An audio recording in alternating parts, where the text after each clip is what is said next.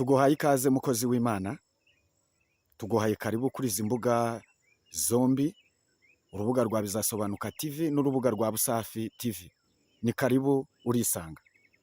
Imana ibaha umugisha kandi Imana y'amahoro ibishimire kandi itibagirwa imirimo y'abera, namwe ijya ibaha umugisha. Twongeye kunezerwa cyane kukwakira kuri uyu munsi. Imana ikugirire neza. N'ubundi turabona uje gusubukura igice ndumva tugezeho ari icya 10. Imana iguha umugisha. Hanyuma numva wakomeza ubutumwa bwiza bw'Imana. Hanyuma kandi tukaba tuboneraho no guha ikaze na karibu umuntu wese wumva ururimi rw'ikinyarwanda kandi wumva anyotewe no kujya no kumvira Imana. Imana iguha umugisha no kumvira Imana. Iyo abantu, reka nkubwire, iyo wumviye papa wawe bituma guha n'akantu yahishe. Ariko iyo utamwumviye aravuga ati kiriya cyo ntikijya kinanyumvira. Erega naguha ikintu agonontwa. Ariko niyo agiye gutanga umunani umwumvira aravuga ati umwana wanjye ngomba kumushyira ku muhanda ahagaragara, ntabwo agomba kugira epfo mu ifongo kubera ko wagize ute wamwumviye. Ariko Imana iguha umugisha, hari abantu benshi ndi kubona muri iyi minsi, nanjye nashyira muri Zoom za tageti y'igipimo cy'umwuka, nanjye undimo ngasanga bamwe barabivuyemo batacyumvira Imana. Ese wowe ubibona ute? None se uzajye mu murima w'ibigori barabishogoye? Ibishogoshogo iyo uturutse inyuma ubona ari ibigori, ariko ari ibishogoshogo nta kigori kirimo. Noneho aho ushatse kuvuga ibikomeye cyane, ni ukuvuga ngo turi kubona ibishogoshogo tutabona ibigori. Ibishogoshogo bigaragara ari ibigori, ariko nta kigori kirimo.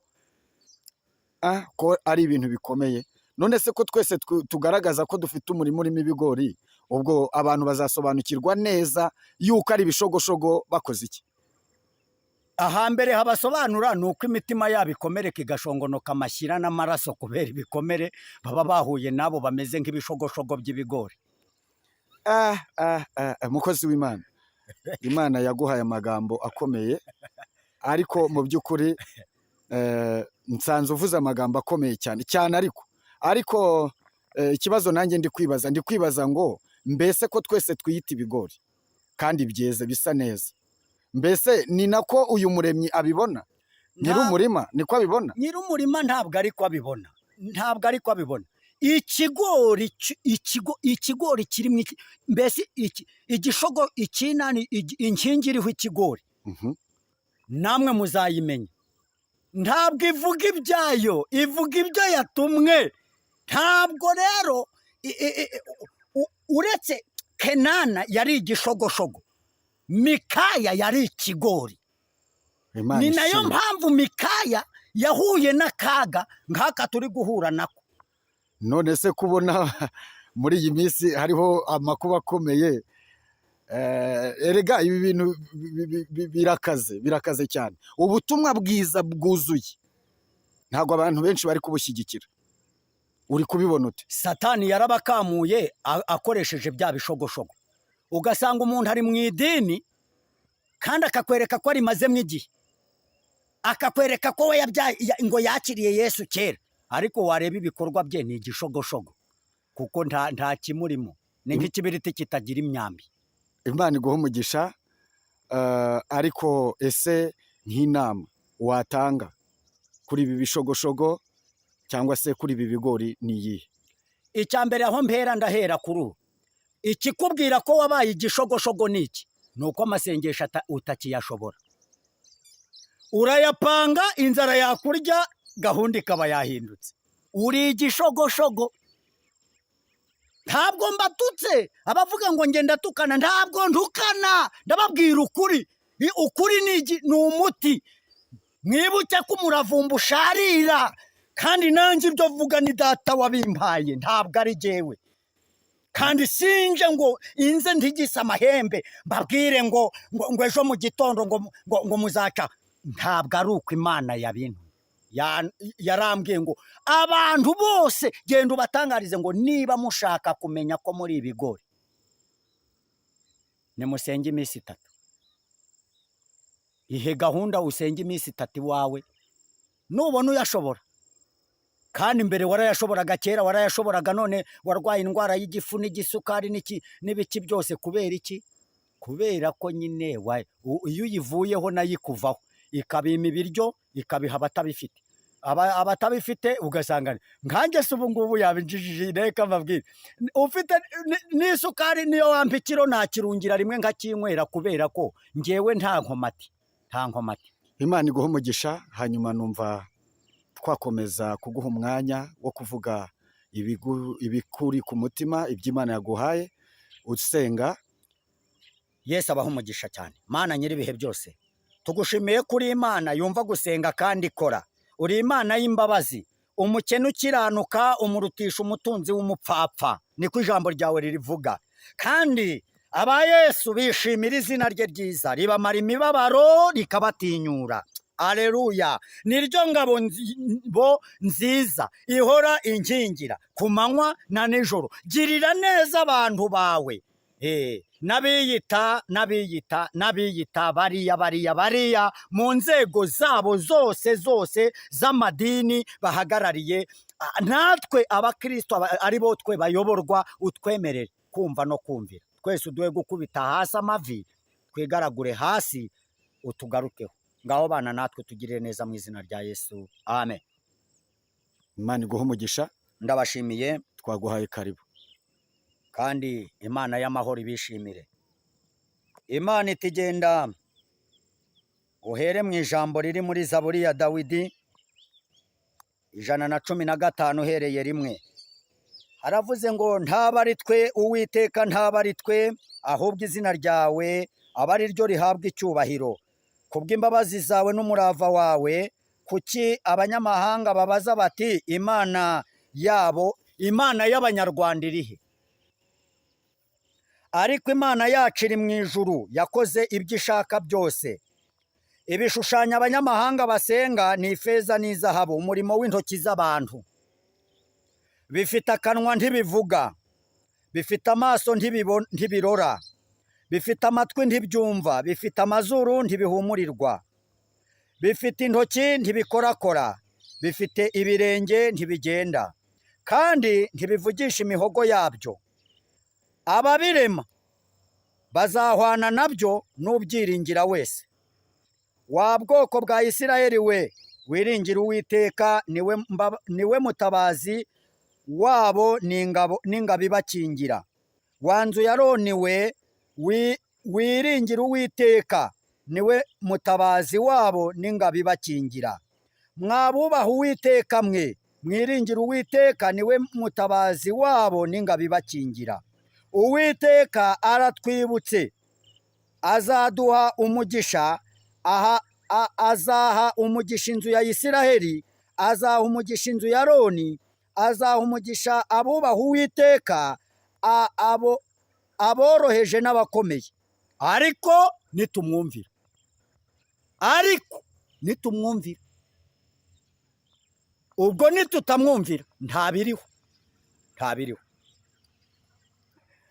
Uwiteka abagwize abamwubaha, abagwize si abatamwubaha, abagwize. Abagwizanye n'abana banyu, abamwubaha kandi bakamwumvira. Muhawe umugisha n'Uwiteka waremye ijuru n'isi. Kubera ko nimwumva nyine, nimumwumvira murahabwa umugisha, ariko nimutamwumvira ni umuvumo. Uwiteka, ijuru ni iry'Uwiteka, ariko isi yayihaye abantu. Ijuru ni iry'Uwiteka, isi yayihaye abantu. Abapfuye ntibashima Uwiteka, cyangwa abamanuka bajya ahacecekerwa.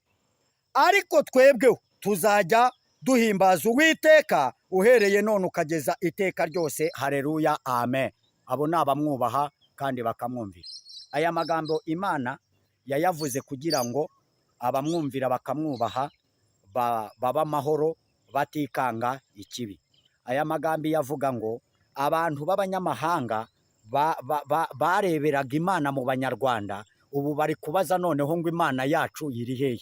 None kubera iki? Kubera bimwe nahereyeho, abantu aho kugira ngo babe imbuto bahindutse ibishogoshogo.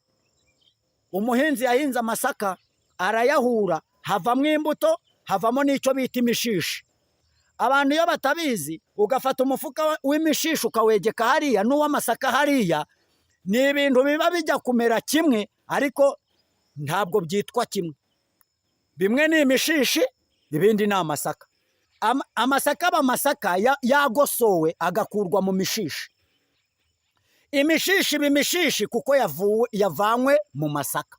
Ndagira rero ngo mbatangarize, ibigirwamana by'abanyamahanga ni imirimo abantu bakoze. Babazi ibigirwamana, barabizana bashuka abanyarwanda, barababwira ngo izi nizo mana z'ukuri zizabahesha amahoro. Ntibamenye uhesha amahoro uwo ari we. Uhesha amahoro ni Kristo, umwana w'Imana isumba byose. Haleluya! Uwo ni we wica agakiza. Igihe kimwe ngo umwami atumira umuhanuzi kujya kuvuma Abisiraheli. Baraki na Baramu. Baramu agiye kubavuma, yahesheje Abisiraheli iki? Umugisha. Kandi bari bakijijwe koko. Ubu Uwiteka murumva yabahesha uwuhe mugisha muri indyarya, muri n'indyamirizi? Imana iti genda ubambwirire ngo ngiye kuzaburana n'abanyarwanda, abakomeye n'aboroheje. Kandi noneho muzaburana ni ukuri. Ugiye gutaka n'umwana wawe atake udafite ikimutabara. Ugiye kubona ko imbaraga z'umwana w'umuntu zijya zihinduka nk'amazi, nk'itiyo yituritse. Amazi aba ari kugendera mu murongo umwe iyo ari mu itiyo, ariko iyo itiyo ituritse amazi arasandara, ajya ibumoso, ajya iburyo, n'imbere n'inyuma, hose arahajya, kandi yari ari ku murongo umwe. Reka mbabwire bategetsi b'igihugu cyanjye cy'u Rwanda, ndabakunda kandi njya mbasengera. Nuko tubasengera tukavunika, ntimubimenye, natwe mukaduhonyorana n'abandi. Ariko iyaba mwari mubizi ko ari twebwe tujya ku mavi kugira ngo musinzire.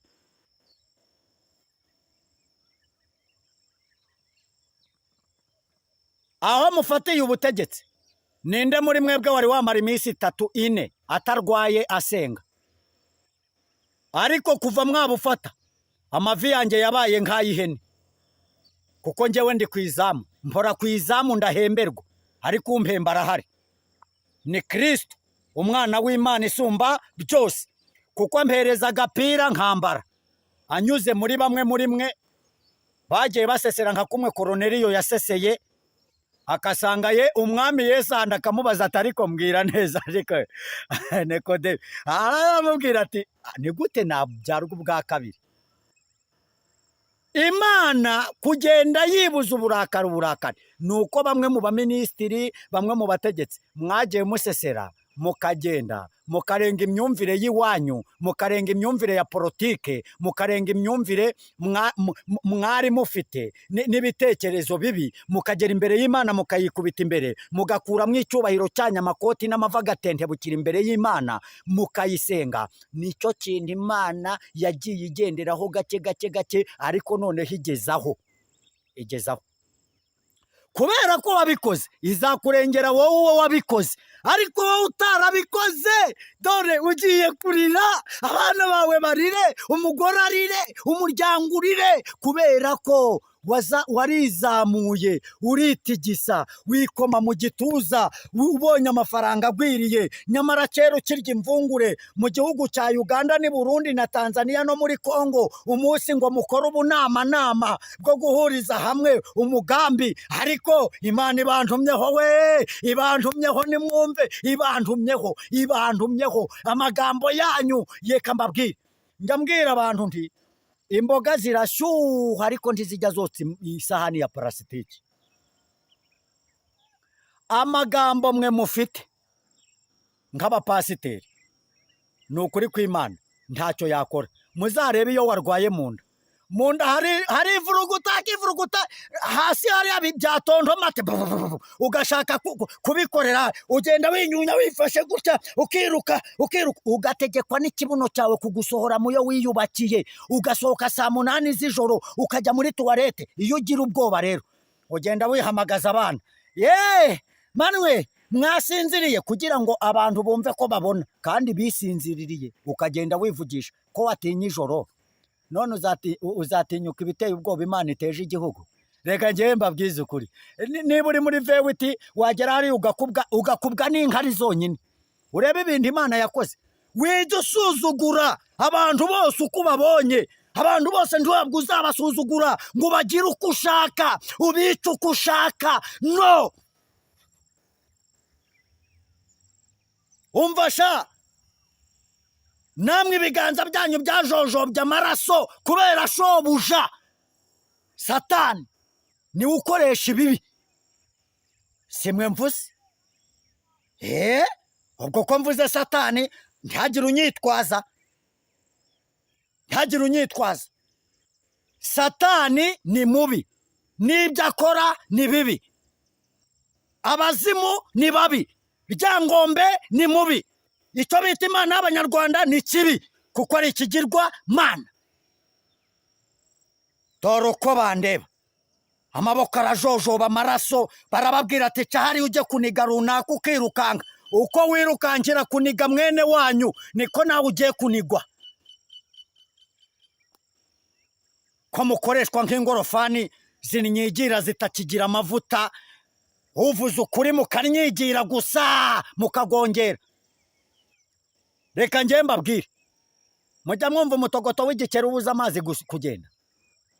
Reka mbabwize ukuri, impamvu mubabazwa n'ukuri ni uko muri abanyabyaha. Mwagiye mwemera ukuri Imana ishaka ko mumenya, ni uko mugomba kubaturwa, mugasengera ibigirwamana by'iwanyu, mugasenyera ibigirwamana by'iwanyu by'abarangi, abacunnyi n'abaterekera.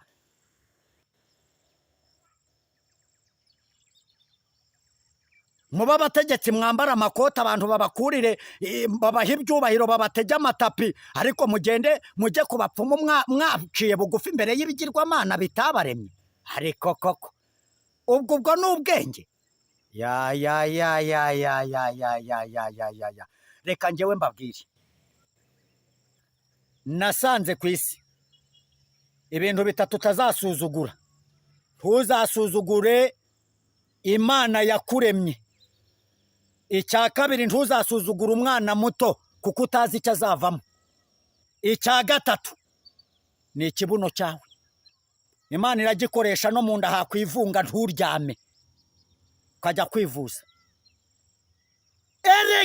Erega mwari beza, ariko ibibavamo birasa n'amagufwa y'abapfu. Narababwiye ngo Imana njye narayisenze iranganiriza, irabanyereka. Mwe kwiyambika imyenda yera muri ibirura, mwe kwiyambika amakanzu yera ngo mwiyita abahanuzi, nyamara muri ibituro bisize ingwa. Reka mbabwire, nimwerure mujye mu bucuruzi, mureke kwitwaza Imana. Kabiri, nimutegekesha abantu igitugu nk'abategetsi b'igihugu, mureke kwitwaza ngo ni amategeko, kuko amategeko nimwe muyashyiraho mukanayica. Niba mushyiraho amategeko umuturage yayica mukamuremerera, mukajya kumuniga mukamwica, ariko mwebwe mwayica ntihagire ubakoraho. Ubwo ari umuturage namwe muyashyiraho mukayica, ubwo uwaba injiji n'indi, uwaba ari injiji nimumumbwire. Imana yavuze ngo ubwo bwenge bwanyu si ubwenge, kuko mwayisuzuguye mukayikora mu jisho, nayo igiye kubakora mu jisho. Ariko iyo iyigukojejemo n'akanyarira jisho yaremye, urarira niyo uri ukaririra n'adashakwa ari akanyarira jisho. Urireba inzobe, abagore babaye ibicamuke mu ngo barashaka amadivorose kubera akaga twakururiwe. Ubu uyu munsi umugabo nta jambo agira, abantu babaye ibicamuke nk'isafuriya igeze ku muriro. Reka mbabwize ukuri, Imana irababaye, ibyo mukora byose irabireba. Umva wa mugore urarana amakabutura ufite umugabo, kajya hirya ngo umugabo wawe ni imbwa, ukajya hariya hirya ugasebya umugore wawe, nawe wa mugabo we nta bwenge bwawe. Sara na Aburahamu batonganiye yuko babyaye Aburahamu yabyaye umwana ku muja. Aburahamu aravuga ati ubwo ndakuza umujinya wawe wa mugore we Sara, reka mbe nkubiretse. Abarinyabije yinyabya munsi y'igiti cy'umwera, ngo ahiyicare yagiye kubona abagabo baraje, naho ubwo ni ba marayika. Arababwira ati ntabwo mbemerera kugenda shanda bakiriye rwose, muze karibi wanjye muze. Arabafata arabajyana, abagejeje iwe abwira sheri we, kandi bari batonganye. Ariko ubu uyu munsi umugore uramubwira nabi, numara niba mutonganiye mu nzu asohoke yereke abana kose yananiranye. Ariko mwabaye ute mwaretse kuba ibicamuke? Babahaye intebe none namwe mwageretseho iyanyu. Babahaye intebe mugeretseho iyanyu.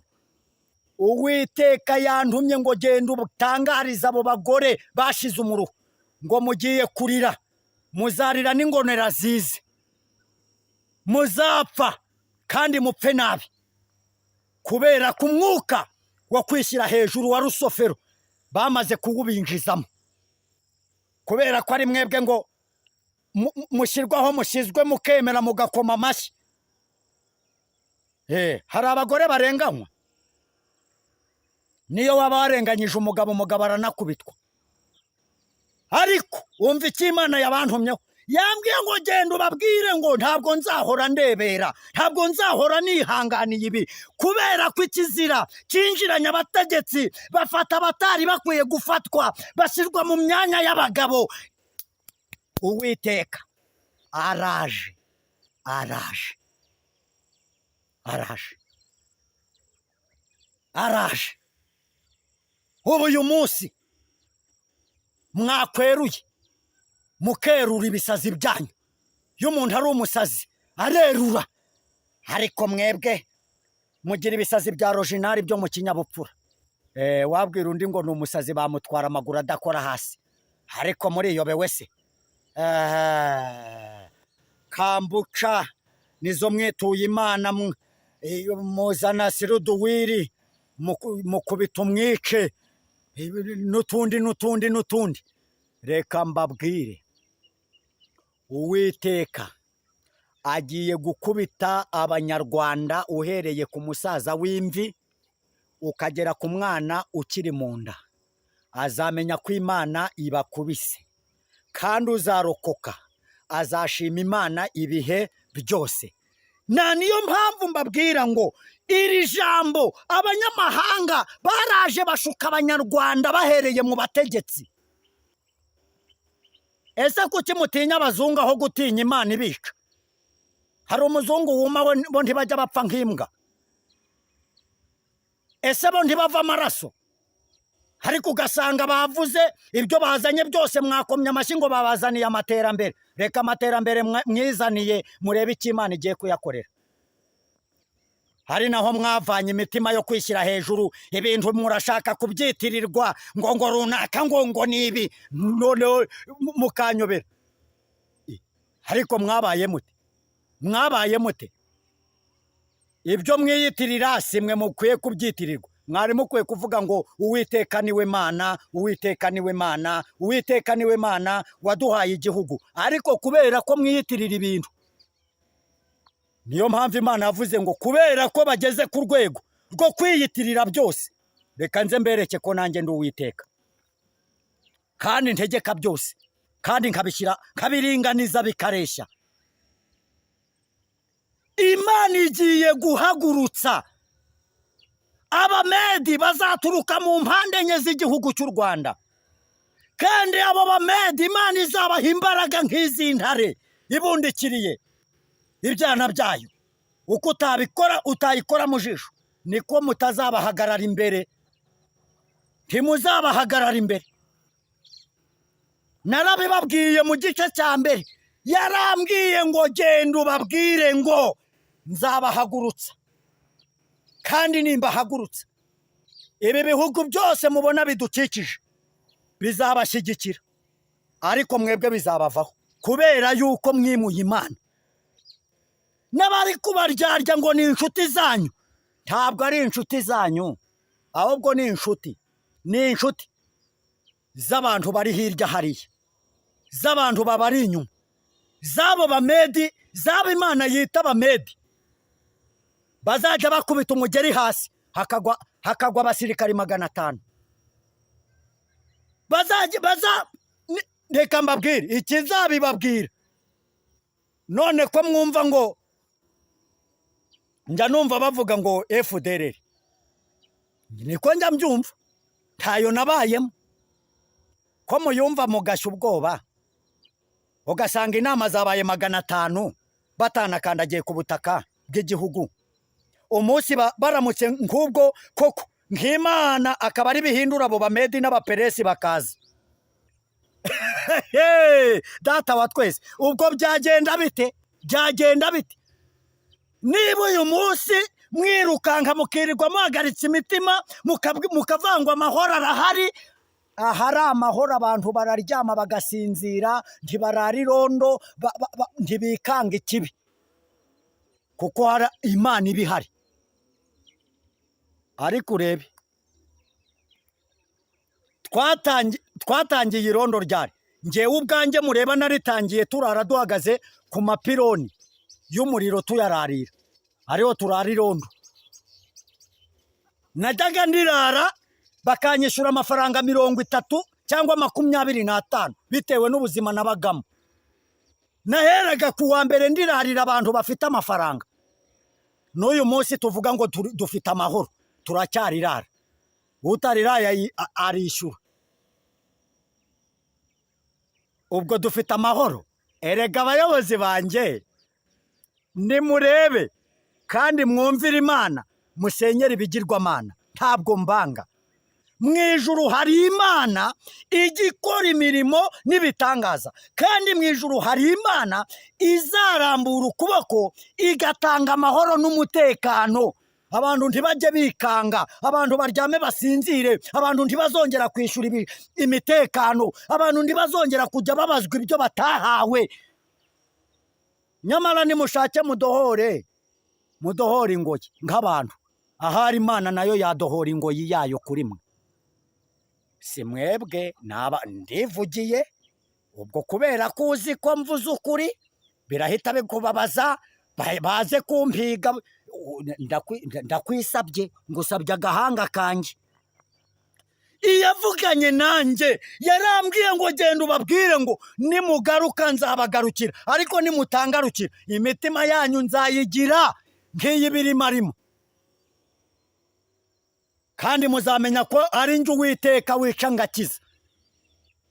Umunsi nzabicira abana banyu imbere, abagore banyu bakendwa mureba, nibwo muzamenya yuko mwari mukwiye kumvira aya magambo mvuze. Nge niyo napfa ntacyo maze, ariko ku Mana mfite umumaro. Niyo mpamvu rero mbasaba ngo nimube maso musenge. Imana irambwira ngo ubabwire ngo mwabategetsi mwe, uyu munsi umutegetsi ufite ubutaka bukeya ni amahegitari n'amahegitari. Ayo mahegitari rero uko wagiye kuyaka abantu, ukajya kuyaka abantu ukishyiraho ubutaka Imana yaremye ikabutuzaho abantu yaremye, mu minota 5 mugashaka kuba abazungura b'ubutaka Imana yaremye. Yambwiye ngo ntabwo muzabiheza, kandi irantuma ngo ubabwire ngo uzi ko yiyanditseho ubutaka butari ubwe kandi ubwo butaka akaba atarabuguze na nyirabwo nzahorera amarira ya nyiri ubwo butaka kuko nahoreye amarira ya Naboti. Niko Imana yantumye. Abishwe bazira ubutaka bwabo, Imana izabahorera amaraso, izabahorera amaraso y'abategetsi b'igihugu cy'u Rwanda. Ariko nimwemera mukumvira, Imana ni umunyembabazi. Ndangiza ndagira ngo mbabwire ngo igice cya nyuma cya 11 ni igice kijyanye n'abantu bihaye kuzungura abantu b'Imana kandi bakazungura abantu bakiriho. Abo bantu Imana ifitanye nabo urubanza. Ndangiza ndagira ngo murebe ijambo ry'Imana riri mu gitabo cya Yesaya, igice cya mbere murahera rimwe murarangiza icyo gice cyose, murasoma muhereye rimwe mu gice cya mbere mugeze umurongo waho wa 31, kandi murasoma mu gice muri icyo gitabo cya Yesaya ibice byaho 54, umurongo waho wa mbere murageza umurongo waho wa 8. Murasoma kandi ibice 48, igice cya mbere murasoma mugeze ibice 48 umurongo wa mbere kugeza 22. Imana y'amahoro nibishimire, Imana y'amahoro nibaha umugisha. Kandi mbinginga bene data, mbinginga nimunsabire ku Mana, ahari Uwiteka ampa imbaraga, nanjye ndi kwinginga Imana. Sinejejwe nuko igihugu cyanjye cyakongera kikavamwo amaraso, sinejejwe nuko igihugu cyanjye cyakongera kugwirwa n'umwijima. Ahubwo ndabasaba ngo bategetsi b'igihugu, bategetsi b'amadini, bayoboke mwese, nsoresore mwe mwatojwe ibya gisirikari, uhereye ku nkeragutabara, daso, polisi, polisingi n'abandi n'abasirikari. Mwirinde kumena amaraso y'inzirakarengane z'abaturage, nimuyamena na yanyu azamenwa. Kandi byibura interahamwe zo zarafunzwe, ariko mwebwe itegeko rizajyaho ni iryo kubatwika muri bazima. Imana y'amahoro nibumvire. Simbatutse, ntawe nshiriye urubanza, nkunda igihugu cyanjye, ndi umunyarwanda, nshirimo kandi ndumva arimwo nzanasazira amahoro. Imana y'amahoro ibaha umugisha. Shalom. Mana nyiribihe byose, girira neza umugaragu wawe waje ahangaha, nanjye ugirire neza abanyarwanda, kandi ubarengere cyane, ubabere igisubizo, ubemerere, ubagirire ubuntu n'imbabazi. Imbabazi zawe zibe kuri bo, ubuntu n'imbabazi bibane nabo, ineza yawe ibe kuri bo. Burya ubunama bw'abantu bose urabuzi. Ngaho rero turengere, tubere igisubizo, kandi utubere byose, kandi utubere impozamarira muri byose, mu izina rya Yesu. Amen.